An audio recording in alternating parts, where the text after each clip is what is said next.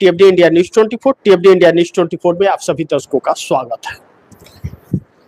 मोदी शाह के लिए मुसीबत ही मुसीबत है, इस बात से तो इनकार नहीं कर सकते, लेकिन परिस्थितियां अब बस से बदतर वाली भी हो रही हैं। बिहार से जो मैंने आप दर्शकों को पिछले खबर में यह बताया था कि बिहार के अंदर नीतीश कुमार के तेवर बदल गए हैं और वह तेवर शुभ संकेत नहीं दे रहे हैं। मैं इन सब खबरों पर आऊं इसके पहले आप दर्शकों को बताऊं कि ईरान और अमेरिका के बीच मतभेद बढ़ते आ रहे हैं, जिसका असर भारत पर बहुत बुरा पड़ने वाला है। भारत के एक शिप को रोक लिया गया है। खानों की किल्लतों के संकट बड़ी तेजी से बढ़ने वाले हैं, लेकिन जो युद्ध का सीज फायर अमेरिका ने किया, अपने तरफ से किया, ईरान ने उसे मानने से इनकार कर दिया और ईरान ने यह साफ जवाब दे दिया कि आखिरी सेना का व्यक्ति तक जंग लड़ता रहेगा। इसके मतलब बहुत कुछ होते हैं, लेकिन भारत के अंदर हमारे देश की सरकार इस पर बिल्कुल गंभीर नहीं है, जबकि विश्व के अंदर जो मंदी आ रही है, जो परेशानियां अलग अलग देशों में आ रही है, उसको लेकर के विश्व के हर देश चिंतित है, उसके रास्ते तलाश रहे हैं। लेकिन हमारे देश की सरकार चुनाव में मस्त है, लगातार चुनाव प्रचार और चुनाव रणनीतियों में जुटी हुई है, उस पर कोई ध्यान नहीं दे रही है जिसकी कीमत इस देश की जनता को चुकाने पड़ेंगे। लेकिन बिहार से जो खबरें आई वह बड़ी चौंकाने वाली कि सम्राट चौधरी की कुछ खबरें निकल रही है जो बड़ी चौंकाने वाली है। जब सम्राट चौधरी दिल्ली गए हुए थे अमित शाह और नरेंद्र मोदी से मिलने के लिए, एक खबर आ रही है कि मुख्यमंत्री सम्राट चौधरी ने पूर्व डिप्टी सीएम विजय सिन्हा के फैसले को बदल दिया और यह लगातार यह काम कर रहे हैं। नीतीश कुमार के कुछ फैसलों को, बाकी फैसलों को बदलते जा रहे हैं, जिससे इनके लिए बड़ी मुसीबत आ सकती है, क्योंकि नीतीश कुमार के फैसले को बदलने की अगर हिम्मत भी दिखाई तो कुर्सी चली जाएगी, यह तो तय है। तो मैं इन खबरों पर आप दर्शकों को रोशनी डालूं कि मुख्यमंत्री सम्राट चौधरी ने पूर्व डिप्टी सीएम विजय सिन्हा के फैसले को बदल दिया है। जिन 224 राजस्व कर्मचारियों को विजय सिन्हा ने राजस्व मंत्री रहते सस्पेंड किया था, सम्राट सरकार ने उनका सस्पेंशन वापस ले लिया। ये सभी कर्मचारी पिछले 2.5 महीने से सस्पेंड चल रहे थे। विजय सिन्हा ने 224 राजस्व मंत्रियों का, राजस्व अधिकारियों का सस्पेंड कर दिया था उन्हें, और इन्होंने वह वापस लिया। क्यों वापस लिया यह तो मैं नहीं जानता, लेकिन इस वक्त सम्राट चौधरी के पास ही सारे विभाग हैं, क्योंकि कोई मंत्रिमंडल का विस्तार हुआ ही नहीं है, अभी तक मंत्री बने ही नहीं है। 2 डिप्टी सीएम और एक मुख्यमंत्री, 3 ही लोग हैं, शपथ लिए हैं। ऐसे में विजय चौधरी जो है वह डिप्टी सीएम है और विजेंद्र यादव भी डिप्टी सीएम है। तो 2 डिप्टी सीएम, 1 सीएम, सारे अधिकार सम्राट चौधरी के पास है, तो सम्राट चौधरी ने ले लिया। इस पर विजय सिन्हा ने आक्रामक तेवर दिखाए और नाराजगी जाहिर की है, जिसको लेकर के सम्राट चौधरी को आने वाले वक्त में दिक्कत हो सकती है। भारतीय जनता पार्टी के अंदर एक भ्रम की परिस्थिति पैदा हो सकती है, जिससे सम्राट चौधरी को कुर्सी पर बने रहना भी संकट पैदा कर सकता है। लेकिन दूसरी तरफ राजस्व एवं भूमि सुधार विभाग के अपर सचिव महेंद्र पाल ने सभी जिलों में के डीएम को लेटर लिखा है। साथ ही 11 फरवरी से 19 अप्रैल के बीच सस्पेंड कर्मचारियों को बहाल करने के निर्देश दिए हैं। अब सभी को बहाल करने का भी निर्देश इन्होंने दे दिया। लेकिन इसी बीच सम्राट चौधरी लॉकुस कोयरी कुर्मी समीकरण में सेंध लगाकर भाजपा के लिए नया आधार तैयार कर रहे हैं। बड़ी ध्यान से समझिए, सम्राट चौधरी लॉकुस कोयरी कुर्मी समीकरण, लॉकुस को कोयरी और कुर्मी समाज को लॉकुस समीकरण बिहार में कहा जाता है। तो सम्राट चौधरी लॉकुस समीकरण में सेंध लगाकर भाजपा के लिए नए आधार तैयार कर रहे हैं। वहीं विजय सिन्हा भाजपा के पारंपरिक कोर वोटर सवर्ण के नेता हैं।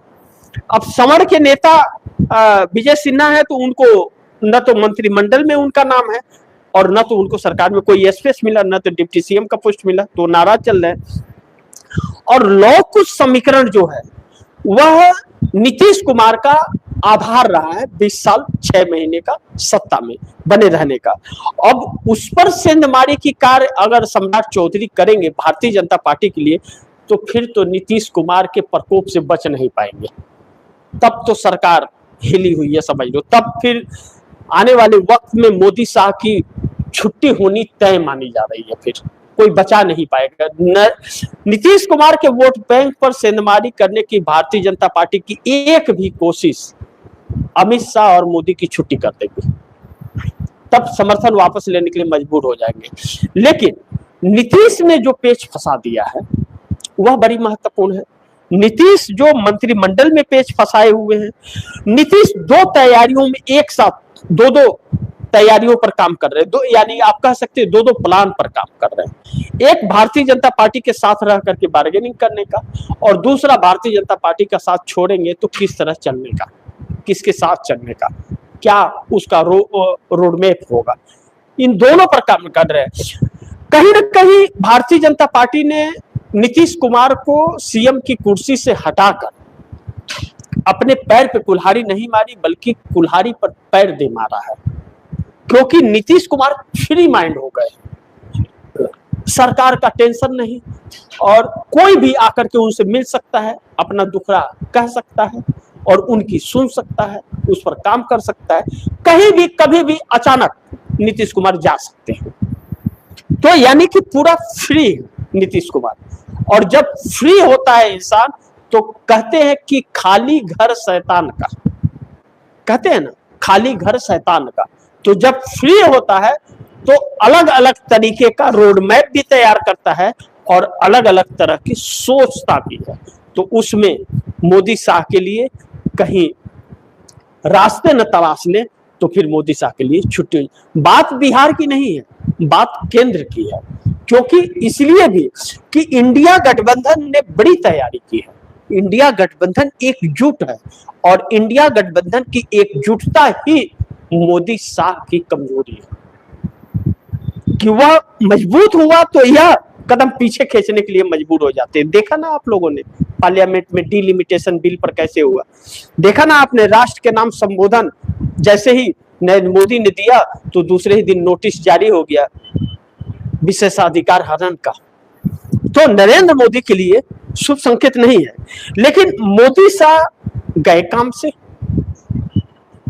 अगर पश्चिम बंगाल के अंदर और तमिलनाडु के अंदर वोटिंग बहुत भारी मात्रा में हुई है, वो तकरीबन 38 to 40% वोटिंग हो चुका है, यानी कि बहुत बढ़ चढ़ करके लोग दे रहे हैं। अब इसे दो नजरिए से देखा जा रहा है कि महाराष्ट्र बिहार का आकलन किया जा रहा है कि एसआईआर के बाद में बिहार में हुआ या पश्चिम महाराष्ट्र में हुआ तो 90% वोट भारतीय जनता पार्टी महाराष्ट्र में लेके आई, तकरीबन 90%।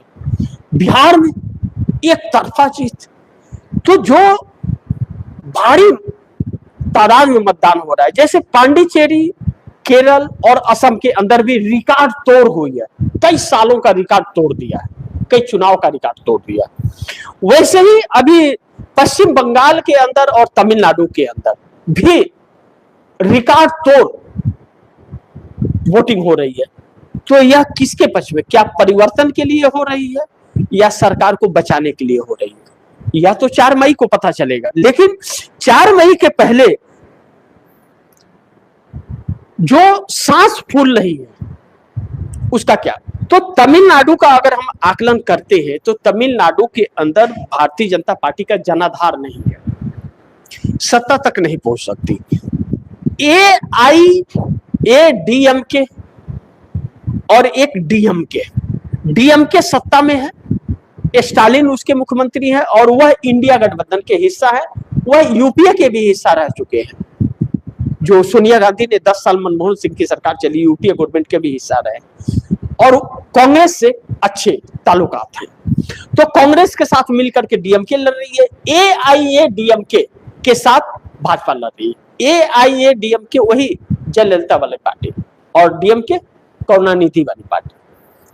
तो अब ऐसे में भारतीय जनता पार्टी का जनाधार नहीं है। विजय जो साउथ के माने जाने फिल्मी हीरो उन्होंने अब फिल्म से संन्यास ले लिया। वीआईपी उन्होंने पार्टी बनाई है और उनकी पार्टी चुनाव लड़ रही है। अब ऐसे में तमिलनाडु के अंदर स्टालिन यानी कि इंडिया गठबंधन की सरकार कमबैक फिर करती हुई नजर आ रही है, लेकिन दूसरी तरफ एआईएडीएमके जो भारतीय जनता पार्टी के साथ कभी गठबंधन तोड़ती है, कभी जोड़ती है, कभी जो तोड़ती है, कभी जो 5 साल में 10 बार तोड़ती और जोड़ती है, वह इस वक्त बैकफुट पे है। तो नरेंद्र मोदी उसे जिताने की कोशिश कर रहे हैं कि वह जीत जाए, सत्ता परिवर्तन हो जाए, लेकिन ऐसा होता हुआ नजर नहीं आ रहा है। स्टालिन फ्रंट फुट पर खेल रहे हैं। लेकिन दूसरी तरफ पश्चिम बंगाल के अंदर ममता बनर्जी पश्चिम बंगाल के अंदर यह जो वोटर कटे नाम और या जो मतदान बढ़ चढ़ करके हो रहे हैं, इसके दो ही कारण हो सकते हैं कि या तो भारतीय जनता पार्टी को परिवर्तन के फर्जी वोटर जो पहुंच गए हैं वह वोट डाल रहे हो, या तो दूसरा ममता बनर्जी की सत्ता बचाए रखने के लिए बढ़ चढ़ करके वोट कर रहे हैं लोग। जिनके नाम कटे हैं उनके भी परिवार के लोग भाजपा को जो देना चाहते थे वह भी अब ममता बनर्जी को देने को मजबूर हो रहे हैं। अब ऐसे में बढ़ चढ़ करके वोट हो रहा है दोनों जगहों पर, भारी मात्रा में, सारे रिकॉर्ड टूटने वाले हैं। लेकिन इंटरनल सर्वे यह कहता है कि ममता बनर्जी अच्छी पोजीशन में है और Bharatiya Janata party week position है। लेकिन जैसे सुबह के टाइम में ईवीएम मशीन जिस तरह से लावारिस मिली स्कॉर्पियो के अंदर और भारतीय जनता पार्टी के नेता की गाड़ी भी वहां साथ में मिली, इससे शक गहरा जाता है कि अगर भारतीय जनता पार्टी को वोट नहीं मिलता है तो ईवीएम अदला बदली का खेल भारी मात्रा में चलेगा और काउंटिंग का वक्त भी लंबा रखा गया। अब पहले चरण का मतदान, दूसरे चरण का 29 तारीख को मतदान और काउंटिंग 4 मई को, तो 5 दिन गैप, उसमें भी इसमें भी हफ्ता 10 दिन गैप। तो ऐसे में यह खेल चलेगा। सीआरपीएफ और चुनाव आयोग की आड़ में भारतीय जनता पार्टी किसी भी हद तक जाने को तैयार है और वह जाती हुई नजर भी आ रही है। लेकिन ऐसे में नीतीश बिहार में पलट गए। नीतीश किसी भी तरह का समझौता करने को तैयार नहीं है और जब 23 तारीख को बहुमत साबित करेंगे, 24 तारीख को जब बहुमत साबित करेंगे सम्राट चौधरी बिहार के अंदर और स्पीकर की कुर्सी पर पेच फंस रही है, गृह मंत्रालय पर पेच फंस रही है, नहीं माने तो नीतीश पलटे ही पलटे, पलटू राम तो कहते ही हैं उनको। ऐसे में नीतीश कुमार नरेंद्र मोदी के लिए एक नए संकट पैदा हो सकते हैं। ऐसे में इंडिया गठबंधन मजबूत होगा।